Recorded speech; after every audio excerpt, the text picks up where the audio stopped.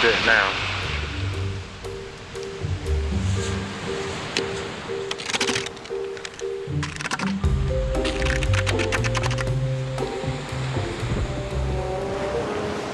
Apparently something's happened to my tent.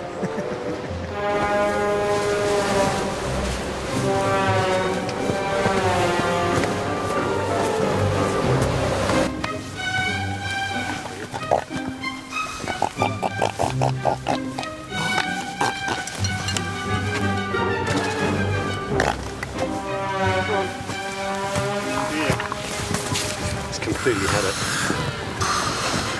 I reckon we should bury it. You monkeys. Looks like I'm a homeless person now.